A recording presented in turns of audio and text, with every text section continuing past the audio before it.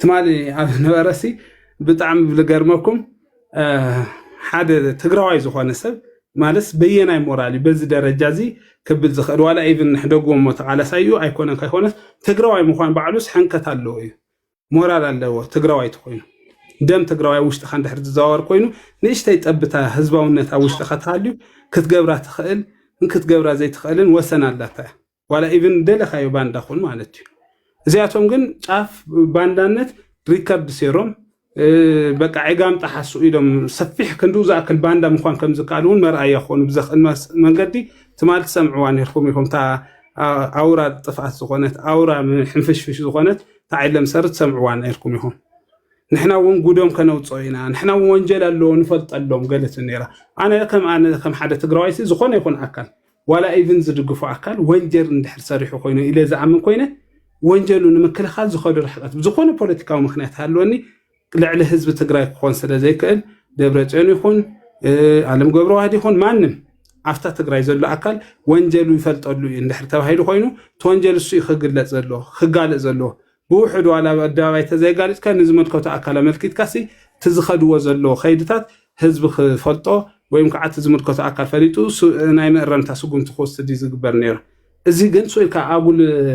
أبطرح مع كورن برع رعسل الخونة منم زفلطو مستر هادي خونان وانجا زفلطو هادي خونان نتو ناتاتهم تلقو زساس بتقراي كوينو ناتاتهم أجندا ربحان زحلو نبرقن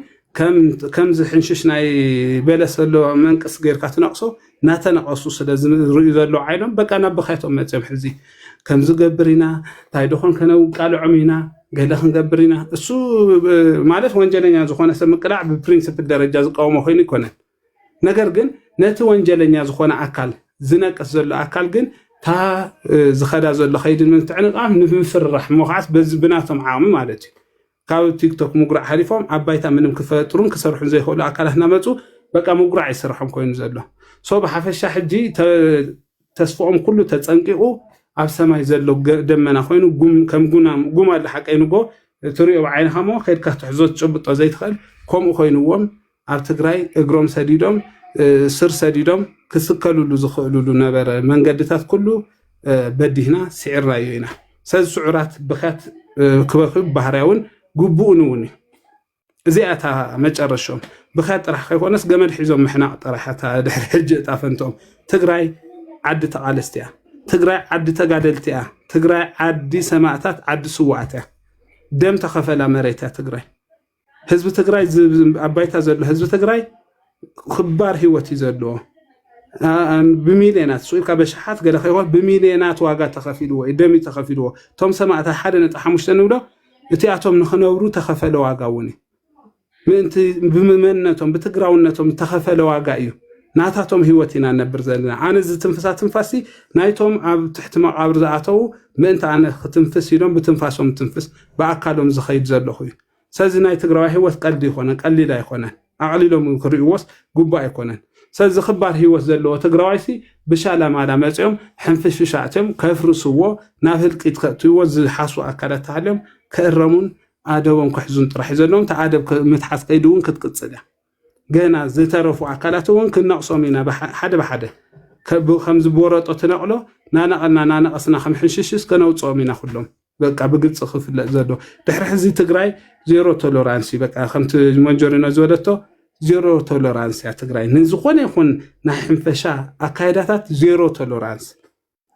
منم ابزخون منغستاو مواقر تسغسيكا ناي منغست سلطان نصلاي مساسي يكونكا ناي قد ربحخا ከተሳሰሉ ተخلل عد دحر حزي سي زلو አይخدن كفطو زلهم تግራይ تسفهم نعبدتها تامتويت بروم ناتقلفتها سنز تعرار سب كتعرر له زوسو شلو لا غاز بالاكل كتعرر له ويم كسطمي ويم مستياتهم كدفاي حانتي ازلاته مرجع ويم صره مخاتيخا ويم اكل مخاتيخا خاز وصا خل منم ነገር አይውል سوي كا تايز بحال لبامساي افامساي لبامس محازاي زخونه كايداتات كومو خمنت انا غدلو نخيل انت ليكجر زخونه غداسي ان كندو زخل تاشمو يبنا سبير زخونه سبير تايم يبنا نحنا عقويان ابن تاشمنا زلنا سو بحفش ابز تيك توك مبكاي بحرياوي خبخيهم عبايتا سعرات كعناتهم ኦሬዲስ እሳታ ክትከውን ትኽእል ማክሲማም ዝሓዝዎ አጀንዳ ህዝባዊ አጀንዳ ስለላይ ሆነ ማለት እዩ ህዝባዊ አጀንዳ ላይ ሓዘ በመሰረቱ ሲ ክስዕር አይክእልን ምክንያቱም ከይዱ ህዝቢ ኩዌስችን ምግባሩ አይተርፍን ሓታታይ ዝኾነ ህዝቢ ትግራይ ሕደጎሞ ዝኾነ ይኹን አካል ካባኻ ተስፋ ገይሩ እዩ ትጽበ ዝኾነ አካል ክትወቅሰሉ ከለኻ ስኻ ዝሓሽካ ክትከውን ይጽበ ዝሓሸ መንገዲ እንድሕር ዘይተርእዮ ኮንካ ግን ፅዋሕ ንጎ ታያምፂኻ ለይሉ ክትሓሳስበካ ጅምር እዩ እዚ ካብ መሰረቱ ገና ዴዳት አራይቫል ዝኾነ ክብገስ ከሎ ተሰዓረ ሓሳብ ሒዞም ተወጊሶም ድሕሪ ህዝቡን ስዕረት ጥራሕም ክጎናፀፉ ብተፈላለየ መንገዲ ክፍቱን እዮም ብተፈላለየ መንገዲ ሕምብቲት መዋሎም አይተርፍን ህዝቡን ሶ ብሓፈሻ ግን ኣብ ዝመፅዎ መንገዲ ተመፁ ግን ኣብ ትግራይ ዓወት ዘተኣናግድሉ መንገዲ የለን ድሕሪ ህዚ ዝደለዩ ዓይነት መንገዲ ተመፁ ዝደለዩ አካል መፅኦም ትግራይ ስንዖም ተተኣናግደሉ ባይታ ተዓፁ ንሓንሳ ንሓዋርን ዋንስ ፎር ኦል በቃ እዚ ክፈልጥዎ ከሉሎ ስለዚ ከም በዓለ ሰፉ ደጋል ገለገለ ብዝመፅን ተበኸያ በቃ let them cry በቃ ሱስ ከበኽስ ንፍቀደሎም አትሊስት በቃ አባይታ ዘሎ ዓወት እኳ ተዘይረኸውስ ታብ ቲክቶክ መፅኻ ምብካይ ግን ንዕኦም ግብእቶምን ቦቶኦምን እያ እዚኣታ እንትን ንሕና ብዓወትና ተፀንበልና እሶም ከዓ ብውድቀትና በኸዩ ክነብርዋ እዮም እዚኣታ ኸይዲ ምስ ህዝቡ ዘይወገነ ኩሉ ግዜ ውድቀት ይደድሕሪ እዩ ዝኽተሎ ምስ ህዝቡ ዘይወገነ ኩሉ ግዜ ሽንፈትን ውርደትን ደድሕሪ ይኽተሎ ሽንፈቱን ውድቀቱን እናተኸተለ ከዓ ናበኸይ ክነብር ኦብቪየስሊ እዚ ስለዚ ፀንዓት ሃብኩም ጥራሕ ኢና ክንብሎም ዘለና ነዞም ናይዚ ግዜ መልቅሰኛታት ተጋሩ ብሓፈሻ እቲ ዝኸይድ ዘሎ ኣባይታ ትግራይ ብጣዕሚ ዝሕጉስ ነገራት ኣሎ ተስፈኛታት ኢሳያስን ኣብይን ተዓሪቆም ተቢሎም ናበሉት ብዙሕ ከውቱት ንርኢ ኣለና ብመሰረቱ ክንርድኦ ዘለና ንሕና ትግራይ ብናይ ባዕላ ኣጀንዳ እያ ትምራሕ ኣብ መንጎ ኤርትራን ኢትዮጵያን ብዘሎ ኣጀንዳ ይኮነትን ትምራሕ ኣብ ናይ ባዕላ ሽኻል ተኺላ ነገራት ተሳሲ ነገራታ ትመርሕ ነገራትና ቃልስና ነካይዶ ኣብ ናይ ባዕልና ውሽጣዊ ዓቕምታት መሰረት ጌርና ኢና ውሽጣዊ ዓቕምታትና ስለ ዘለና ከዓ ካሊእ መፃ ምድኽ ደልየና ዝኽእል ውሽጣዊ ዓቕምታትና ርዩ ከዓ ምሳና ተፀጊዑ ረብሓ ክሳሲ ዝኽእል ኤርትራ ኣብ ትግራይ ረብሓ ስለ ዘለዎ እያ ናብ ትግራይ ትፅጋዕ ትግራይ እውን ኣብ ኤርትራ ከምኡ ማለት እዩ ኣብ ሱዳን ረብሓ ስለ ዘለና ኢና ምስ ሱዳን ፅጋዕ ሱዳንም ካባና ረብሓ ታልይዋ ጥራሕ ዓቕሚ ዘይብሉ ሰብ ደልያ የብሉን ስለዚ ክንርድኦ ዘለና ኣብ መንጎ ኤርትራን ኢትዮጵያን ኩናት ክኽፈት ተስፋ ጌርና ይኮና ንሕና ናብ ፅምዶ ኣቲና ብመሰረቱ ኣብ መንጎ ኤርትራን ኢትዮጵያን ዘሎ ፀገም ብቀሊሉ ብከምዚ በለሃ ልበለሃ ክዕረቕ ዝኽእል ጉዳይ ኣይኮነን እቲ ኮንፍሊክት ኦፍ ኢንተረስቶም ብጣዕሚ ሰፊሕን ዓሚቑን እዩ ስለዚ ብከምዚ ብቀሊሉ ዝሕከም ዋላ ተዘይኮነ ግን ንሕና ግን ኣብ መንጎ ኤርትራን ኢትዮጵያን ዘሎ ኩናት ብፍላይ ናብ ግጭት ዘምርሕ እንተኮይኑ ንዓና ብሕማቅ እውን ክፀልወና ስለ ዝኽእል ምክንያቱም ንሕና ናብ ዝኾነ ኩናታዊ ግጭት ክንኣቱ ተኮይና ብናይ ባዕልና ኣጀንዳ ብናይ ባዕልና ምድላውን ማእከል ጌርና ንሕና ነበግሶ ክኾን ኣለዎ እምበር ሰብ ኣብ ዘበገሶ ዝኾኑ ክልተ ኣካላት ኣብ ዘበገስዎ ተጎቲትና እንድሕር ናብቲ ኩናት ክንኣቱ ኮይና ንዓና ዝሃሰልና ይፀልወና ስለዚ ኣብ መንጎ ኤርትራን ኢትዮጵያን ኩናት ተተወሊዑስ ንሕና ከም ንርባሕ ገይሮም ወስድዎ እሱ ይኮነ ረብሓና ንዓና እሳተን ብናይ ባዕለን ውሽጣዊ ዓቕሚን ምዘናን ማእከል ጌርና ዘበግስዎ ኩናት ንዓናሲ ብኔጌቲቭ ይፀልወና ንሕና ብናይ ባዕልና ምክንያት ንኣትዎ ኩናት ተኮይኑ ጥራሕ ንዓና ፖዚቲቭ ክኾን ዝኽእል ዓቕምና መዚና ዓቕሚ ፀላእትና መዚና ኣብ ናይ ባዕልና ግዜን ምድላውን ንኸፍቶ ኩናት ተኮይኑ ጥራሕ እዩ ትክክለኛ ክኾን ዝኽእል ስለዚ ኣብ መንጎ ኤርትራን ኢትዮጵያን ኩናት ተተኸፊቱ ከዓ ንሕና ካብቲ ኩናት ወፃእ ንኾነሉ ዕድልሲ 99.9 የለን በቃ እቲ ኩናትስ ቀጥታ ተጎቲትና ክንኣቱ ኢና ወይ ምስ ሓዲኦም ኢና ክንውግን ወይ ብክልቲኦም ኢና ክንብል ምስ ሓዲኦም ምስ ማንም ኣይኮንኩ እንተኢለ ምስ ኤርትራ ምሳኻ ይኮንኩ እንተኢለ ምስ ኢትዮጵያ ከም ዝኾንኩ እዩ ኮንሲደር ዝግበር ኢትዮጵያ እውን ምሳኻ ይኮንኩ እንተኢለ ምስ ኤርትራ ከም ዝወገንኩ እዩ ኮንሲደር ዝገብር ስለዚ ተፈተው ተፀለ ኢና ተጎቲትና ናብቲ ኩናት ዝናኣትወሉ ናትና ዘይኮነ ናትና ከው ዘይበገሶ ኩናት ንዓና ክፀልወና ስለ ዘይግብኦ ካብ ኩናት ተተሪፎም ዞም ክልተ ኣካላት ንዓና ረብሓና እዩ ብመሰረቱ ክልቲኦም ክዋጉ ይኮነን ተስፋ ዘለና ወይ ከዓ ረብሓና ዝኸውን ሶ እንድሕር ካብ ኩናት ተሪፎም ንዓና እንደውም ኣድቫንቴጅ ኣለዎ ንሕና ብድሕሪኡ ብናይ ባዕልና ምክንያት ኩናት ክንከፍት ሃሊና እውን ክንከፍት ኢና ብሰላም ዝውዳእ ጉዳያት ሃሊና እውን ብሰላም ፖለቲካዊ ቃልሲ ጌርና ክንስዕሮ ክነምፅኦ ንኽእል ረብሓት ሃልዩውን ብከምኡ ክንከይድ ኢና ስለዚ ናታቶም ሱ ኢሎም ኣብ ሕምብቲት ዘብልዎ ኣጀንዳታት ንዓና ክድህለና ከምዚ ሞራልና ክትንክፉ ገለ ዝመስሎም ሰባት ኣለው እሱ ግን ከምኡ ይኮነን ብመሰረቱ ትፅምዶ እንደውም ካብ መንቸም ግዜ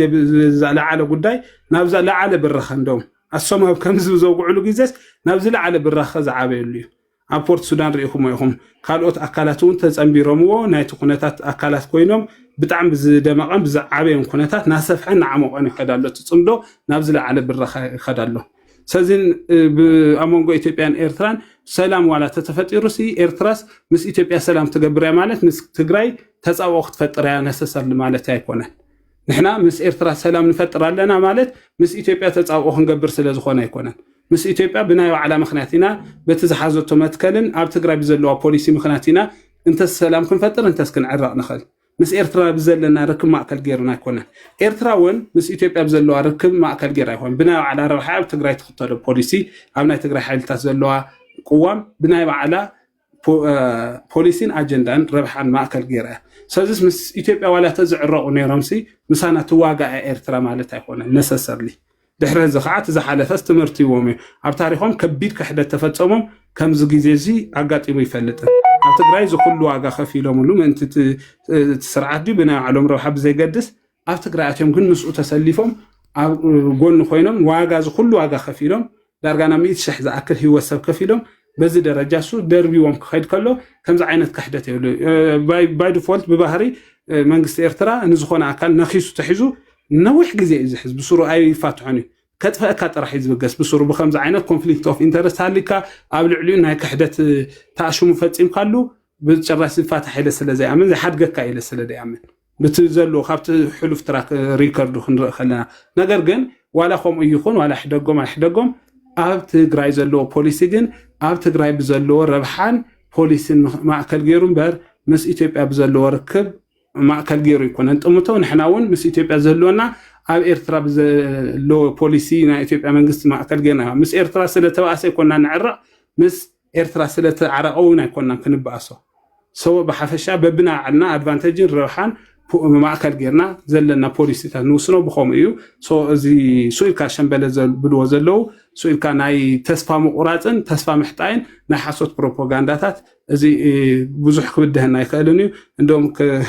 كم محفر عقات أمسي زي أجندة زي أرهيز جيرو ما بزبلو لا وقتس تازع عبيت صمدو تازع حاشتن كافت زي حالفس عبي بالراخن صفحاتن عمقاتن زرعي صمدو تقورو ليو أما قالوا إنه معانتي عبي زبهان مش بزحات بير سوات زرخب صمدو تغيرو نيرو بتعمل دس بالبروغرامات نيرو سو بتسوم زولو درجه خيكونس بتم بخيت زولو خيكونس بتانصار سوم زولو يزخي زلو بايتا تግራይ ናብ ዝሓሸ መንገዲ ኣትኸይድ ዘላ ናብ ዝሓሸ ዓወትያት በዘላ ጸላኢና ዓብ ፍላይት ብልጽግና ስርዓት ዝበሃል ኣብ ዝኸፍ መዋጥርን ኣብ ዝሓመቀ ኩነታትን ዘሎ ሶ እዚ ነተጋሩ ከም ዓብ ዓወትን ኣድቫንቴጅ እዩ ደሞ ኣብ ዝሓሸ ኩነታት ኢና ዘለና ጸላእትና ከዓ ናወረዱ እዮም ዘለው መልክዖም ብላዕላይ ላዕላም ብልጭልጭ ናወሉ ዘለው ተመሰሎም ከም ጨጓር ከልቢ ውሽጦም ግን ከም ብልዕ ዝበልዑ ነገር ናተሃሞኹ እዮም ዝኸዱ ዘለውና ግብአተ መሬቶም ስናቀረበት ያ ክብል ይደል በዝጋጣሚ ቴንኪው ቀጽሉታ ያ ኣነልና ሰዓረይ ግግና ቁርጽ ብትኽ ታትኸክል ዘለ ያኣነልና ዝሓ ጽቡቕ ሓሳብ ጽቡቕ መልእኽቲ ትግራይ ያለኻ ዶ መን እዩ ዝቅድም ትግራይ ዓምቶን እሽተይ ሓሳብ ይብካ ነርካ ገሬ ሓውና እውን ኣለኻ መን እዩ ዝቅድም روبيلي سلام كعب سلام متاخا دحاله قري يقدم شجره ولي للدحري قاوقا انا فاز زنقي ضربي شجره ولا انت زهر ايش روبيلي اوكي زكل سبب نادي شكل سبب ندحر له قرمي عقبكم قري زي شكل نجر يبلنان ياو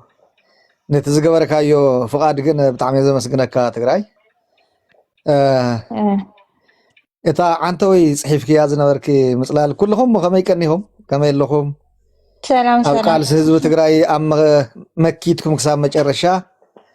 حدا بحدا عواتات ببزمصو تيت خرعرعكم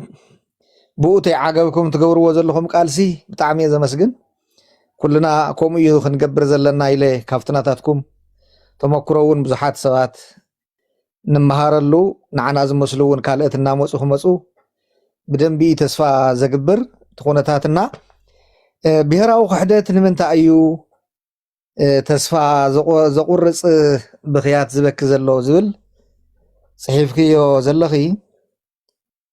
بتخكل نحنا كل غزي ቃልስ ህዝቢ ትግራይ መዓልታዊ ዓወት እዩ ዘመዝግብ መዓልታዊ ዓወት እዩ ዘመዝግብ ግን ዕሪና ንሕና በቃ ዝለዓለ ነገር ተዘይኮይኑ ኣይንኹር ዓረዐሉን ኣብዚ 6 ዓመት ተሪ ሚት ገይረ ነይረ ታርእስቲ ታይድያ ትብል ምትዕርራይ መሪሕነት መንግስቲ ትግራይ ሲ ንምንታይ እዩ ነዞም ጉጅለ ክሕደት ዘዕገርግሮምን ዘብክዮምን ዘሎ እዩ ትብል ንስያ ታርእስቲ ሃራይ ምትዕርራይ መሪሕነት ምሽ ምትዕርራይ ይገብር ኣሎ እዋ የጉር ኣለው ኣብዚድና ብዛዕባ ንሱ እዩ ካሊእ ከዓ ያው ወስፊ ሓቢልካ ትህሉ ኩነታት ብዛዕባ ፅምዶ ዝብልዎ ዘለው ገለ መለ ከምቲ ሰዓረ ዝገለፆ ማለት እዩ ቀፅል ኦኬ እወቲ ምትዕርራይ ዘጉርዖም ዘሎ ንሱ እቲ ዝጀመርክዎ እቶም ዓወታት ኣብ ትግራይ ዝመዝገቡ በቲ ንሶም ዝሓሰብዎ ኣብዚ 6 ዓመት ትግራይ ዝመዝገቡ ሚት ግበርዋ በቲ ንሶም ዝሓሰብዎ ሚት ግበር ኣብዚ 6 ዓመት ዝተተሓዘ ፕላን ኣሎ ናይ ፀላእቲ ኣብኡ ዝተሓወሱ ተጋሩ ቂመኛታት ትግራይ ብዘየገድስ ናብ ድላያ ትኺድ ጥራሕ ትንሶም ኣእምሮኦም ዝሓሰብዎ ጥራሕ ከሳኽዑ ኣብ ትግራይ ዘይድለዩ ዝበልዎም ሰባት እውን ክጠፍኡ ዝተደለዩ ብደንብ ገይሮም ቋፂሮም ዝሓዝዎ ቂመኛታት ኣብ ኣእምሮኦም ዘስፈርዎ ነገራት ባዶ እናኾነ እናተሰዓሩ ተስፋ እናቆረፁ ይኸድ ስለ ዘለው እቲ ምትዕርራይ ናይ ትግራይ ከም ነውሪ ከም ወንጀል ከም ንህዝቢ ትግራይ ዘይጠቅም ከም ካብ ሕጊ ወፃኢ ገይሮም የንብብዎ ይውዕሉ ኣለዉ በዓል ሳሞራ ገያፅስ ክንደይ ዓመት ተቃሊሶም ንህዝቢ ትግራይ እናበሉ ናይ ባዕሎም ስልጣን ኣበሪኾም እቲ ፅንተት ክፍፀም እንተለውን ምስ ፀላእ ኮይኖም ዝተዋግእዎን ህዝቢ ትግራይ እዩ ሕጂ ከዓ እቲ መሪሕነት ክስተኻኸል ተሎ እንታይ እዮም ዘለዉ እዞም ወንጀለኛታት ኣብ ትግራይ ዘለዉ መንግስቲ ኢትዮጵያ ኣትዩ ከጥፍኦም ኣለዎ ስጉምቲ ክወስድ ኣለዎ ሓዱሽ መሪሕነት ኣብ ትግራይ ክትከል ኣለዎ ይብሉ ኣለዉ መን እዩ ክትከል በዓል ሳሞራ ገያፅ በዓል ሳሞራ ነኻስ ኣድጊ ኣብ ሰዓት ዙይ ንትግራይ ከመይ ገይሮም ይርእይዋ ከም ዘለዉ ክትፈልጡ ኣለኩም ስለዚ እዚኣቶም ብደንቢ ናይቲ ከባቢና ስትራተጂ እውን ይፈልጡ እዮም ትግራይ እንታይ ትኸውን ኣላ መዓልታዊ እንታይ እያ ትገብር ዓወት እያ ተመዝግብ ዘላ ይፈልጡ እዮም ናይ ጭንቀት ጉዳይ ግን ትግራይ ኣብ ሕማቅ ከም ዘላ ህዝቢ ትግራይ ኣብ ሕማቅ ከም ዘሎ ልዕሊ ሕጊ ዝኾነ ኣካል ኣብ ትግራይ ይዳንዮ ከም ዘሎ ንህዝቢ ትግራይ ብዘይድልየቱ ይምራሕ ከም ዘሎ ኣብ ኣዲስ ኣበባ ዘሎ ከዳዓት ይናፍቕ ከም ዘሎ ገይሮም ክዛረቡ ተለዉ ስለ ልቦና ህዝቢ ትግራይ ጠፊእዎም ኣይኮነን ብደንብ ገይሮም ይፈልጥዎ እዮም እንታይ ዳ እዩ ሓደ እቲ ዝርእይዎ ዘለዎ ካይዳ ኣብ ትግራይ ዘሎ ምትዕርራይ ንሳቶም ልዕሊ ሕጊ እዩ ዝኸድ ዘሎ እሞ ንዓስጉም ትውሰድ ንዝብልዎ ኣካል ዓቕሚ ይርእይዎ ኣለዉ ዓቕሚ ይርእይዎ ኣለዉ ከምቲ ዝሓሰብዎ ኣይኮነ ኣሎምን ትግራይ መፅኡ ትርምስምስምስ ኣቢሉ ኣጥፊኡ ነቲ ተቃላሳይ ዝበሃል ሰራዊት ትግራይ ኣባላት ውድብ በቃ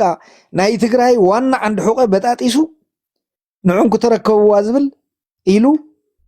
ንዓኣቶም ብጣዕሚ ዝደኸመን ዝተጓሳቆለን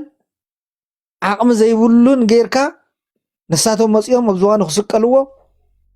ክመርሕዎ ከም ድላዮም ገይሮም መስለናታት ኮይኖም ንትግራይ ክገዝእዎ ካብቲ ዝነበሮም ናይ ወንጀል ስፍራ ነፃ ክኾኑ ካብ ተሓታትነት ክወፁ ዝነበሮም ድልየት ተስፋ ይቁረፅ ስለ ዘሎ እዚ ፃርፃር ዘብሎም ዘሎ ኣዩናይ ህዝቢ ትግራይ ወፅዩ ብዘይደልዮ መንግስቲ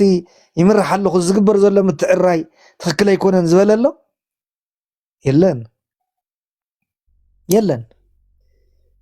ሕጂ ታናታቶም ዕዱል ኣብ ቂዓ እያ ይርእይዎ ኣለዉ اتبلصقنا جنسايدر ون يطفئ له يخبب له عقمي يسئن له يسعر له ذا أكل زي كسعرت له معلتي ناتاتهم عدل انتايو بدم ديام زفلطوه أفتز أمنوا إثيوبيا ديساوا زلوه ناي منبر عدلهم يصنقق مالتي ناب سدت عدل ترخيبهم كملطيهم عدل تزيرخيبهم زيوم طفاتيهم بحقي زتحازو صعدا زخونه ونجل فلوط سقيلو بقى مانيم قول عز فلطو اب مدرخنا وصو حزب تግራይ ርስቱ ከየምልስ ተባታቲኑ خنبر فرد ويعلو ስለዘለው بقطታ ايام زيوم تحتت مخانهم زخونه تግራዋይ 10 مليون تግራዋይ 10 مليونو يفلطم ናይ زيوم حጢያት سويل خمناي قدم تشفنه تايكون يبحال ገለ ይኮነን ከምናይ ንስየብርሃ ሰሪካ ነርካ እስካንያታ ተምፂኻ ገለ ተባሂሉ ዘይፍለጥ ፕሮፋይሉ ዘይፍለጥ ወንጀል ይኮነን እዚ ብግልጽ እዮም ዘረው ዘሎ ስለዚህ ናይ ዚኣቶም ዕድል ዝተወደ ዕድል እዩ ዝሞተ እዩ እታ ዘለቶ መመራጽ ፈተው ጸልኡ ኣመኑሉ ኣይ ኣመኑሉ ኣብ ትግራይ ዘሎ ኩነታት ተተቃላሳይ ኣካል ንህዝቢ ትግራይ واحس عند حقوق خويني قالس مخانو نافلط والا بلصقنا انت زي تزاريب كادا انت خدغبر لي نابله حج نابلخم كلبي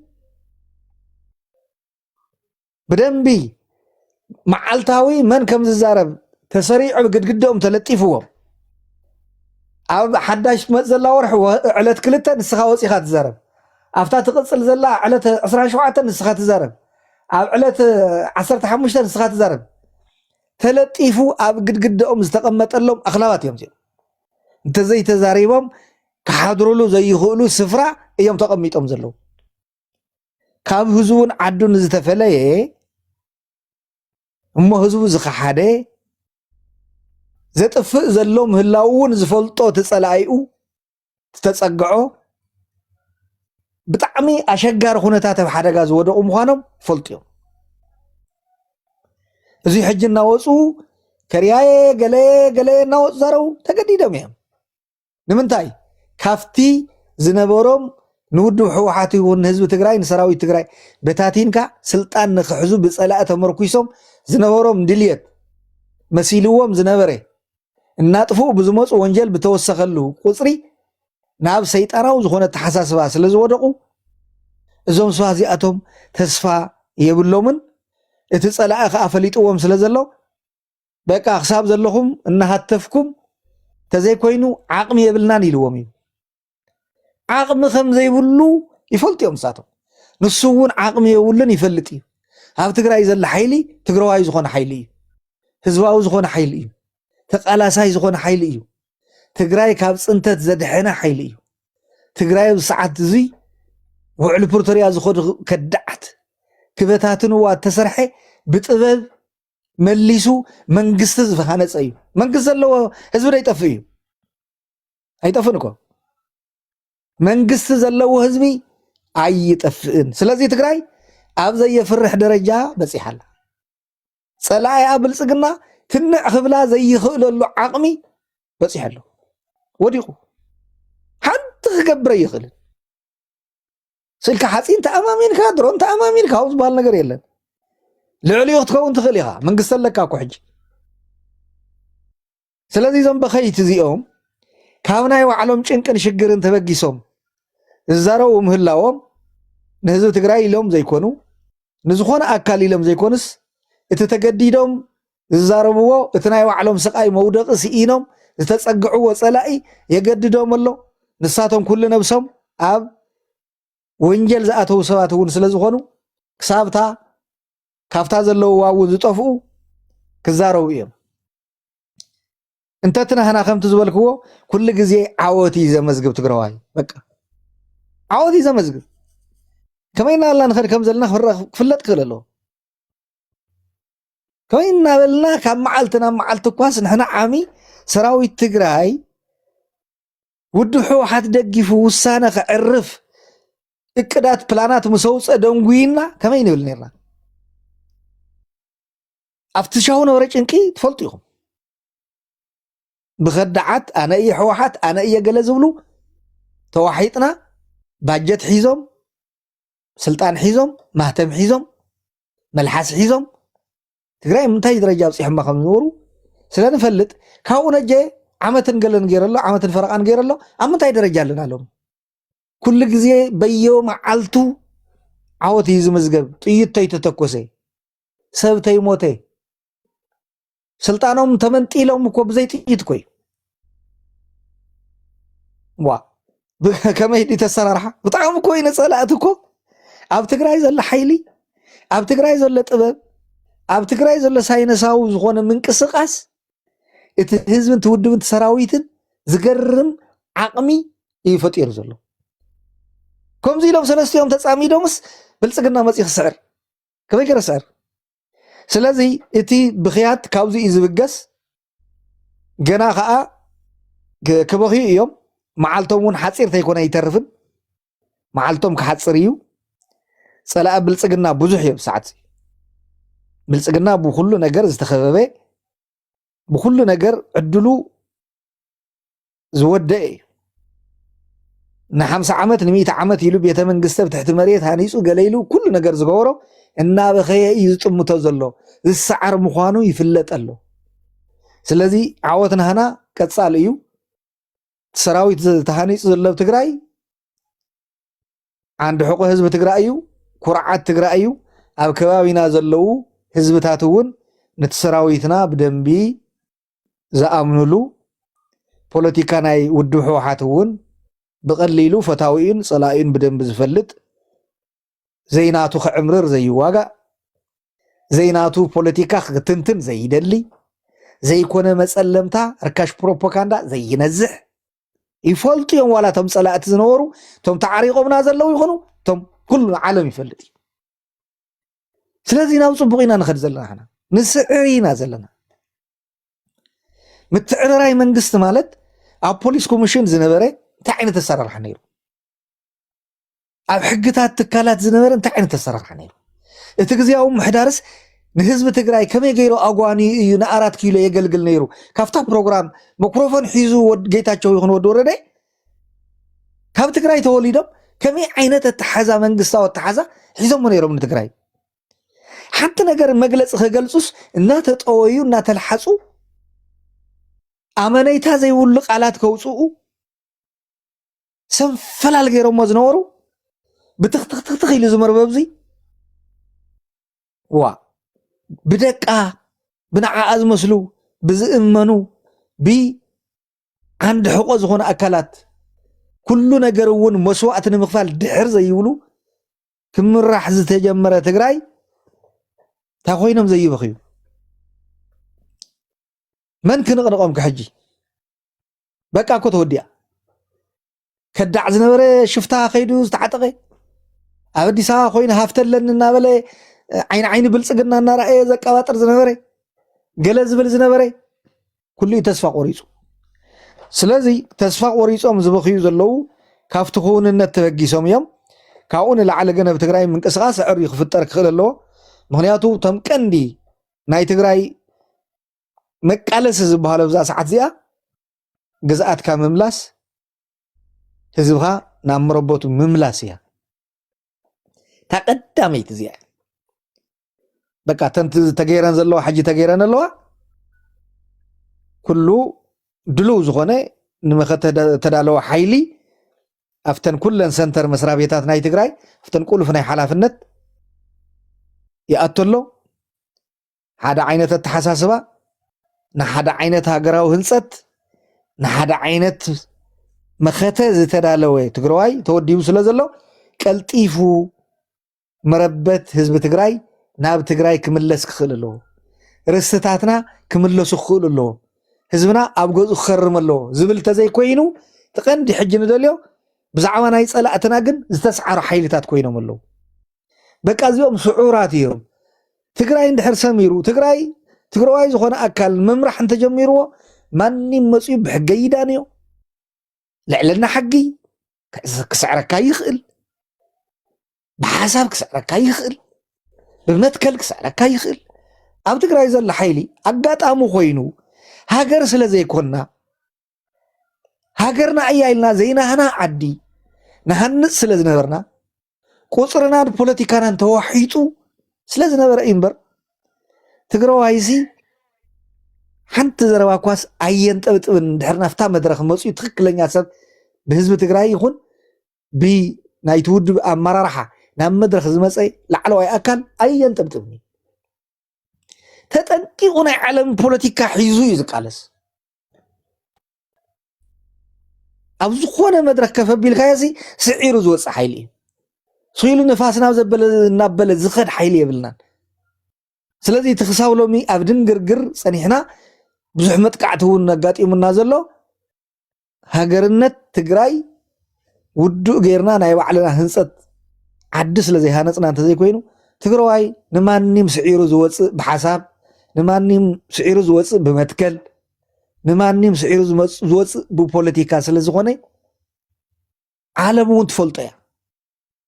ህዝብና እውን ይፈልጦ እዩ ጎራብትና እውን ይፈልጦ እዩ ቀንጠብጠብ የለን ኣብ ትግራይ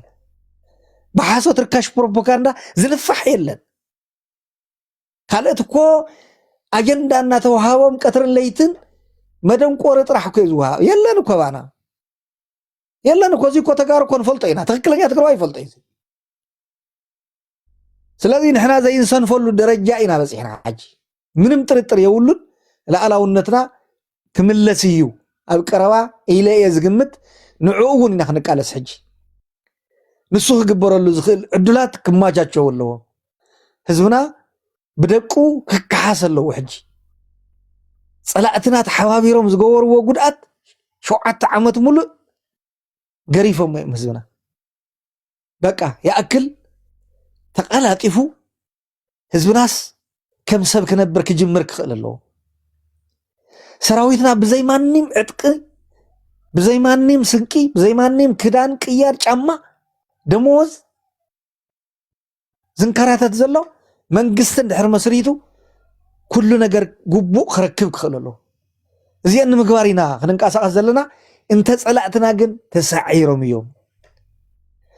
እቶም ጎራብትና ከዓ ናብ ንድሕሪት ዘይምለሰሉ ዕዱላት ተፈጢሮም እዮም ምንም ጥርጥር የብሉን ብልፅግና ይሰዓር ብዘለወሉ ቁፅሪ ፀረ ብልፅግና ተሰለፉ ሓይልታት እቲ ናይ ትግራይ ሕጂ ትኸዶ ዘላ ናይ ስብእና ስራሕ ንዓቶም ሓይልን ብርታትን እዩ ኮይንዎም ተስፋ እዮም ገይሮም ትግራይ ዘይብሉ ኢትዮጵያ ዋጋ የብሉን ስለዚ ትግራይ ዋላ እንተተፈለየት ነቲ ብልፅግና ዝነበሮ ክራጢት ተፈቲሑ እዩ ዋጋ የብሉን ሕጂ ብዙሓት ፀላእቲ ንብልፅግና ዝኩሕኩሑ ተፈጢሮም እዮም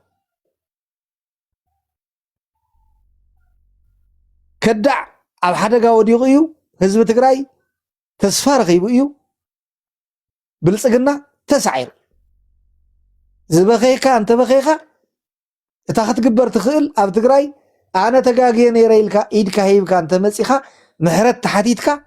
ትግራዋይ እንተኮይንካ ክቕበለካ ይኽእል ናይ ፍትሒ ኣካል ኣሎ ብትግራይ ብባህሪኡ እውን ፍትሓዊ እዩ ፀላኢ ኮይንካ እኳስ ብዓቐኑ እዩ ክዛረበካ ዝውዕል እዚ ከዓ ናይ ጅግንነት ስፍራ እዩ ግን ንሕና ከምኡ ዓይነት ዘይኮነስ ዕሪ ውፅእ ዝበለ መስርሕ እውን ክገብሩ ኢና ንመክር ኣብ ሰዓት እዚ ውፅእ ዝበለ መስርሕ እውን ንበደለኛ ብልክዕ በደሉ ስጉም ትኹሰን ናይ ጥንቃቐ ስራሕትታት ክሰርሕ ኢኻ ዓዱል ክትህብ ዘለካ ከም ድላዩ ኣብ ድላይ ነይሩ እንታይ እዚኣቶም በቃ ኢድካ እንተሂብካ እኮ እናተባሃለ ከምኡ ክኸውን ኣይንደልን እንተገደደ ግን እቶም ከዳዓትና ህና ካሕዳማት ተስፋ ክቆርፅሉ ዝኽእሉ ዕዱል ተስፋ ዝቆረፅሉ ወቕቲ ስለ ዝኾነ እቲ ዕዱል ይጠቐምሉ ሕጂ እቲ ኣብ ፅምዶ ገለ ዝበልክዮ ኣነ ይሰምዕ ነይረ እቶም ከዳዓት ናህናሲ ብሄራዊ ውድባት ገለ ዝብሉ ነይሮምስ ኣብ ብልፅግና ተሸጒጦም በቃ እኮ ህዝቢ ትግራይ ሓደጋ ወዲቑ ክብሉ ውዒሎም ትማሊ ምቅትባልታት በቃ ከምኡ ይብሉ እዞም ሰባት እዚኣቶም ፊደል ቆፂሮም ዶክተር ኮይኖም ገለ እዮም ፊደል ክትቆፅር እንተለካ እንታይ ዲኻ ትምሃር ንሓን ንዕናስ ኣብቲ ልዕል ዝበለ ናይ ፊደል ቋፃፅራ ይበፃሕናን ብመሰረቱ ግን እንድሕር ፊደል ቆፂርካ እንድሕር ኣብቲ ከባቢና ዘሎ ኩነታት ምትንታን ምፍላጥ ምግንዛብ ዓለም ዘሎ ኩነታት ኣካይዳ ኣዋፃፃ ምንቅስቃስ እንታይ ይግበር ኣለኩ ክትፈልጥ ትኽእል እኮ ኢኻ ከመይ ኢሉ እዩ ብልፅግናን ሻዕብያን ተዓሪቆምስ ህዝቢ ትግራይ ናብ ሓደጋ ዝወድቕ ክዕረቑ ኸ ብምንታይ ኢኻ ትልክዑ ዘለኻ ህዝቢ ኤርትራ ንባዕሉ እኮ ሓደጋ እኮ ይወዲቑ ዋ ኣብ ሓደጋ ደይኮነን ይወዲቑ ዘሎ ባሕርካ ክምንጥለካየ ጣዕጣዕ ኣቢለ ክውዳእ እየ ጠብጠብ ከብለልካ እየ እኮ እዩ ዝብል ዝሓድር ዘሎ ብምንታይ ድዩ ዝተባሃለ ነገር እንተይተፈፀመ ደው ኢሉ ዘሎ ናይ ትግራይ ሓይሊ ገቲሩ ስለ ዝሓዘ እኮ እዩ ስለዚ ክልተይና ንዘይምጉዳእ ክልተይና ንዘይምጥፋእ ተገበረ ፅምዶ እምበር ንኢትዮጵያዊ ንብልፅግና ዝኣምን ሓይሊ የለን እዩ ሕጂ የለን ብዛዕባ ኤርትራን ብዛዕባ ትግራይንስ ዝኾነ ኣካል ኣብቲ 4 ኪሎ መፅዩ ተስፋ ክንቆርፅ እዩ ዘለና ዋላ ኤርትራውያን እውን ተስፋ ክቆርፁ ኣለዎም ብትግራይ ተኸልኪሉ እንተኣሽሙ ኮይኑ እዩ ምንባር ተኻኢሉ ዘሎ እምበር ኣብ ኤርትራ ዘሎ መንግስቲ ይኹን ሃገራዊ ኣፍልጦ የለን እዮም ዝብሉ ዘለዉ እቲ ናይ ትግራይ ሓይሊ ግን እቲ ናይ ትግራይ መትከል ንመንነቶም ንመሰል ዓርሰ ውሳነ ዝተቃለሱ ህዝብታት ክምንጠል የብሉን ኢሉ ዝኩሉ ፀገማት እናጋጠመ ዝኩሉ ነገር ኣብ ህዝቢ ትግራይ ብዙሕ ወንጀል እናተፈፀመ ኳስ ቅይረ የብልን መትከሉ ሳላ መትከል ህዝቢ ትግራይ ሳላ መትከል ሕወሓት ሳላ ሰራዊት ትግራይን ሰብ ዓላማ ስለ ዝኾኑ እዚ ህዝቢ እዚ ክልቲኡ መዋፃፅኡ ብሓደ እዩ ኩሉ ግዜ ኢትዮጵያውያን ምስ ፀገው ብልፅግና ጥራሕ ኣይኮነን ትቐፂሉ ዝመፅእ እውን ከምኡ እዩ ፅጋብ ተሰምዖም ርእሶም እዮም ዝንቁኑ ከጥፍዎ ነዚ ህዝቢ እዚ በይኖም ኣይኮነን ከዓ ከጥፍዎ ዝደልዩ ኩሉ ነገሮም ውሽጦም ዘሎ ነገር ፍሒሩ ንዘጥፋእ ነቲ ዓዲ ዕጥቅን ገለን እንተሂቦም ይሸጥዋ እዮም ዓዶም ሸይጦም እዮም ነዚ ህዝቢ እዚ ከጥፍኡ ዝደልዩ ያ ጋሪ ሓወይ ሕፅር እንዳበልና እሰራሞ ስለዚ ሓራይ ስለዚ እዚ ነገር እዙይ እቲ ፅምዶ ስኺሉ ብሃየ ተለየ ተገበረ ኣይኮነን ተሓሲቡ እዩ ተሰሪሑ ብደንቢ ተሓሲቡሉስ ጠቕላላ ታሪካዊ ምንቅስቃስ ኣብቲ ከባቢና እንታይ እዩ ዝድለ ተባሂሉስ ብከምዚ ተዘይከይድና ዝብል ውሽጣዊ ብደንቢ ውሽጡ ተፈተሸ ቀፃላይ ሕብረተሰብ ዘይ ክቅፅል ተኮይኑ ክነብር ተኮይኑ ናይ ሰላም ኤርያ ክፍጠር ኣለዎ ተባሂሉ እቲ ናይ ሰላም ምንቅስቃስ ዳርጋ ኣብዚ ቀርኒ ኣፍሪቃ ተባፂሑ እዩ ክትብሎ ትኽእል ኢኻ ዳርጋ ኩሎም እዮም እቶም ዋና ዘዕገርግሩና ነበሩ እኮ መፅኦም ኣብ ሱዳን እንታይ እናበሉ ውዒሎም እንታይ ማለት ድዩ እዚ ስለዚ ፅምዶ ብቀሊሉ ዝዕንቀፍ ዘይኮነስ ነቲ ኣብ ሓደጋ ዝኣተወ ሕብረተሰብ ብደንቢ ተጠናኺሩ ዝወፀሉ ፀረ ሰላም ዝኾነ ሓይልታት ዝጠፍኡሉ ፅምዶ እዩ እምበር ሎማዓንቲ እዚ ኢሉ እዩ ገለ ተዛሪቡ ወፅዩ ስለዚ ሎማዓንቲ ፀዲፋ ሓዲራ ገለ ስለ ዝበለት ከምዚ ኢላ ተባላሽያ እናበለ ናይ ቆልዓ ዘረባ ዝዛረብ ኣካል እናወፀ ክዛረብ ተሎ ዝገርም እዩ ትዕዘቦም ኢኻ ንሕና ግን ትውሽጡ ከምኡ ዓይነት ክኸውን ኢልና ኣይኮናን ንንቀሳቐስ ብደንቢ ተሰሪሕሉ ኢልና ኢና ንግምት ካብኡን ላዕሊ ንክኸድ እውን ክንሰርሕ ኢና እና ተስፋ ቁረፁ እየ ዝብሎም እቲ ነገር ፅቡቅ ይኸድ ከም ዘሎ ዋላ ኩልና ንግንዘቦ ስለ ዘለና ፀገም የብሉን ንምባሉ የቕኒለይ ምፅላል እሺ የቕኒልና ገሬ ፅቡቅ ሓሳብ ግን ከተውት ኣለኹም ደቂ ዓበይቲ ሕፅር ሕፅር እንዳበልኩም ካልኣይ ክንደግም ስለንኽእል ፀገም የብሉን ምክንያቱ ገሊኡ ስራሕ ኣለዎ ገሊኡ ኔትወርክ የብሉንና ሕፅር ሕፅር እንዳበልና ካብኡ ድሓር ኣብ ካልኣይ ዙር ከዓ ክንደግም ንኽእል ኢና ነቶም ካልኦት እውን እንዳሓሰብና ማለት እዩ ትግራይ ሃዋየ ሓሳሰብ ንእሽተይ መተሓሳሰብ መተሓሳሰብ ልኩዋ ምክንያቱም መጀመርያ ንሕና ቆፀሮ ጌርና ኢና ምስ ምፅላላ ዝተራኺብና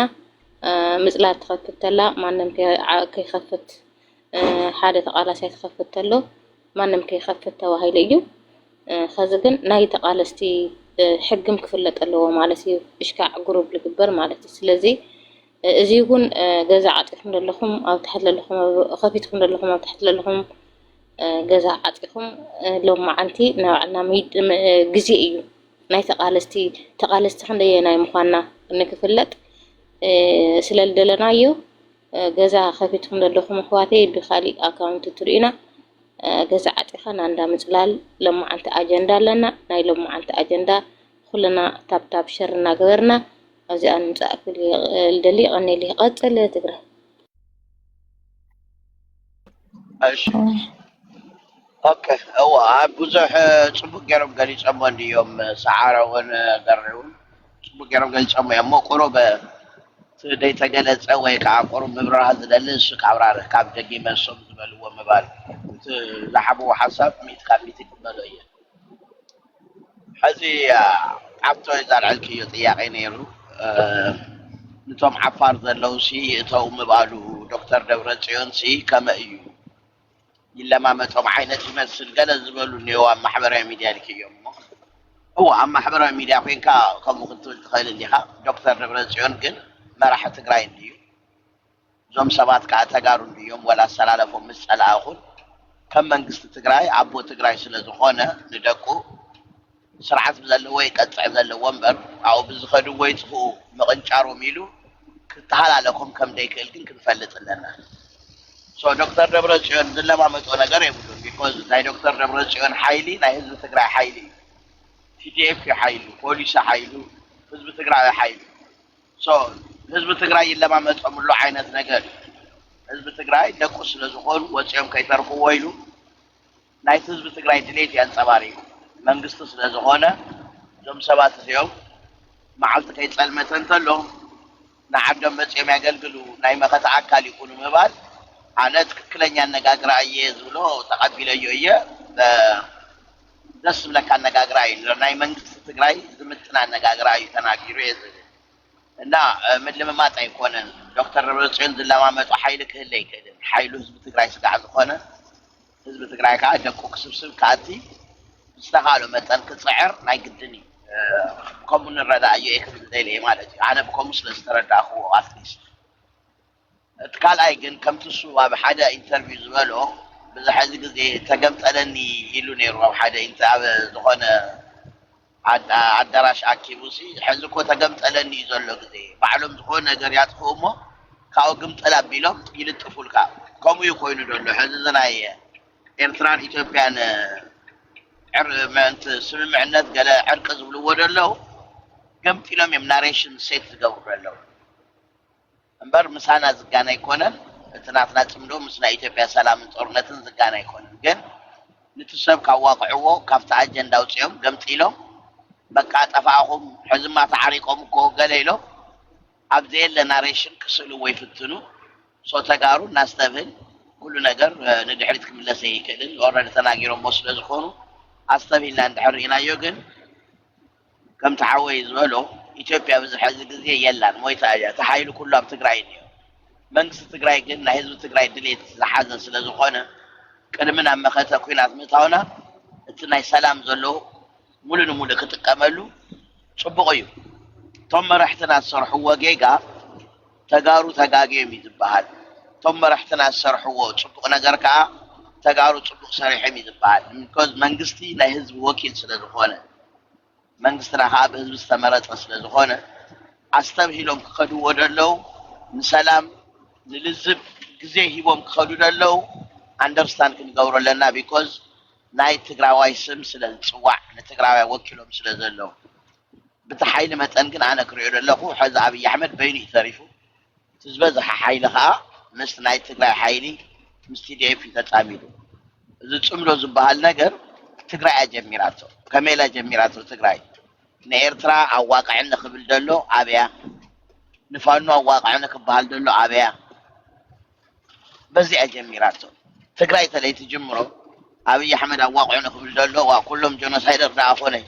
መጀመርያ ንኤርትራ እናዳኽሞ እሞ ሸዓታ ዝነበረ ወግዒ ኣነ ዝከራከር ዝነበርኩ ምስ ሓደ ተጋሩ መጀመርያ እሞ ንኤርትራ እናዳኽሞ እሞ ፀላእ ስለ ዝኾነ ትሳለ ይብሉ ነይሮም ድሓር ናብ ኣብይ ኣሕመድ ንዙር ዓይነት ክርክር ኣልዕሉ ነይሮም ናይ በዓል ጌታቸው ደገፍቲ ሮንግ ናሬሽን እንዳፈጠሩ ማለት እዩ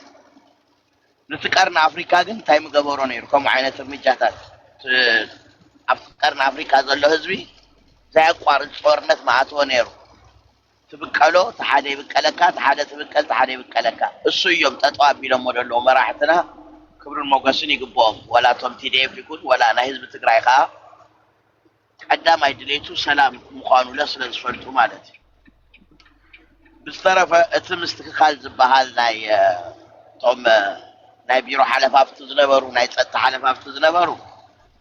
እሳቶም እንዳመርሕዎ እንተለው ፀጥታ ትግራይ ከመይ ነይራ ንፈልጦ ኢና ኩላትና ፈሊጡ ዝደቀሰ ለይኮነ ኣብ ትግራይ ፍትሒ ነበረ ኣብ ትግራይ ቀትሪ ምሪ ሰብ ሃንጊ ድረብ ነይሩ ቀትሪ ምሪ ኣጓላት ይዕመፅ ኣይቀተልዐን ነይረን መን ዝነበረ እሳቶም ሕግን ፖሊስን እንዳመርሑ እንተለው ድኽመት ነይርዎም ክፍተት ነይርዎም ኣሰላለፎም ኣበይ ከም ዝኾነ እርግፀኛ ኮይነ ተለይ ይናገሩ ግን ቶም ምስ ኣብይ ዘለው ተጋሩ ድምፂ ክኾኑሎም ደለው ግን ዝገደደ ያሳጥሕዎም እዮም ደለው እዚ ማለት ስራሕ ዓብይዎም ወይ ምቁፃር ዓብይዎም ግዛይ ምምሕዳር ስለ ዝነበረ ከይኮነስ ባዕሎም ምሶምለስ ምስቲ ግዛይ ምምሕዳር ተሰሊፎም ስለ ዝነበሩ እዮም ዛብል ነገር መንግስትና ግን እቲ ዘሎ ናይ ትግራይ ችግር ክፈትሕ እንድሕር ኮይኑ እቲ ሓላፍነት ተዋሂብዎ ሓላፍነቱ ዘይተዋፅአ ሰብ ካብቲ ሓላፍነቱ ክለዓልና ሓላፍነት ዝዋፅእ ሰብ ክመፅእ ኣለዎ ዶክተር ደብረጽዮን ኣብቲ ኢንተርቪው ንቶም ጋዜጠኛ ዝሃቦ መግለጫ ተናጊሩ ነይሩ ትግራይ ናይ ግለሰብ እያ ኮይና ካብቲ ፕሬዝደንት በይኑይና ይውስን ዝጥይቆ የብሉን ዝሓብቶ የብሉን ቶም ቢሮ ዘለውለ ቶም ታሕቲ ዘለው መራሕትና በበይኖም ይውስኑ እዚ ዓቢና ነይሩ እዚና እናስተኻኽሎ ኣለና ሴንትራል መዋቅር ጌርና ስለ ዝበለ ከም ትግራዋይ ናይ ህዝብና ስቃይ ዝቀንስ ህዝቢ ትግራይ ከዓ 3000 ዓመት መንግስትነት ዝፈልጥ ህዝቢ ብግዛይ ምምሕዳር ወይ ብፍርቂ ዓብይ ክምራሕ ኣይግብኦን ስለዝኾነ መንግስቱ መሊሱ ንቅድሚት ክራመድ ዘሎ ከም ትግራዋይ ክድግፎ እምበር ክንቃወም ኣይግባእን አንለስ ናይ ፀላእ ኣጀንዳ ንሳስን ድሕር ዘይኮና በስተቀር የክብል እና ፅቡቅ ግዛይ ምምሕዳርና ዝከለ ዘሎ ኣነ ኣይዘንግዐን እየ ዝብል እቲ ዝነበረ ቃልቲ ክንዝክሪ በአና ን3 ዓመት ኣብ ፕሪቶሪያ ትግራይ ኣፍሪሶም ኣብ ዓዘቕቲ ኣትዮም ነይሮም ኣብ ውሽጥና ተዓቢዑ ላይ ስዓዘተና ደብረጽዮን ይትክክል ደሎ ጌታ ይትክክል ደሎ ንበልና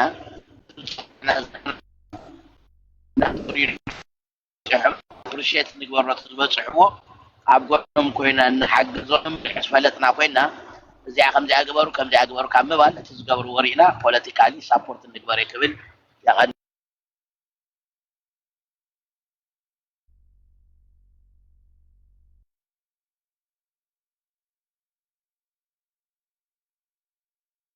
هلا خدمة مثلا ደቂ ዓበይቲ ተረኛ ይሰዳ ማይ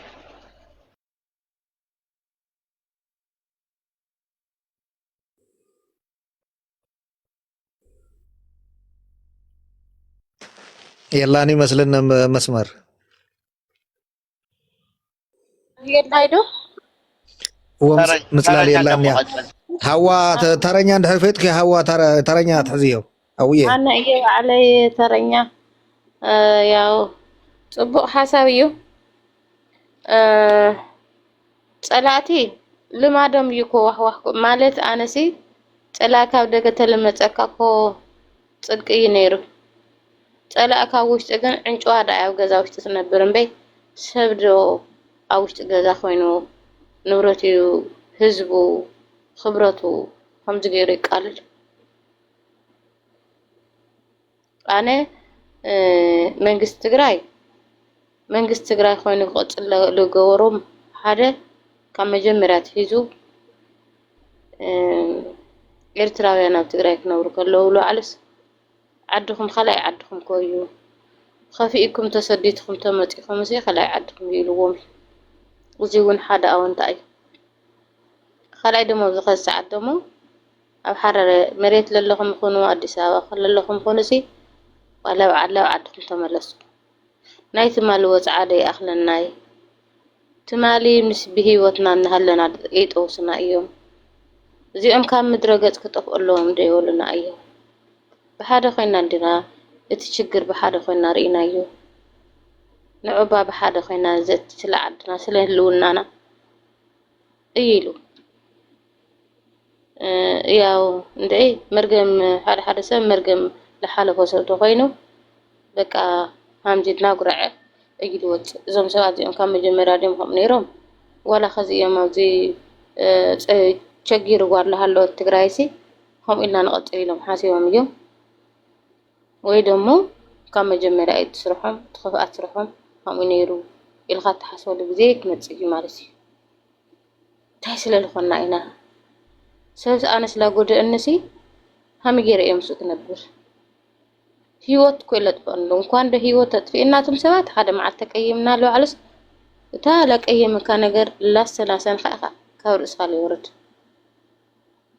ليك أيام بتلي ليك أيام هاي سو تقينو هم إثيوبياس عدم لك تقراوايسي عدم لكعو تلا إثيوبيا دم مفسيسو يودي قوالي صوتا هاي فلي مالت هاي مالت كيفلي صوتا هاي فلي دم مفسيسو أبزا درجة سكتوة حلقة على إثيوبيا قل لو قرصا سو إدنا نخست تقراواي بحلمي كتف انكو عدنا المعول خمنا اتناي معوال من قد انكو عارق خمنا بي اندليكم يلو اندليكم يلو مدما يعرفي خيدا ما فتهزنا كاف حموشت عامت اشكا حسان تولدت خيدا متفتف بلمو عفنا قيلمو ليتا نقرن بي ليتا قور بتقراي وشتيلي كل لك ألم جيرم جمكو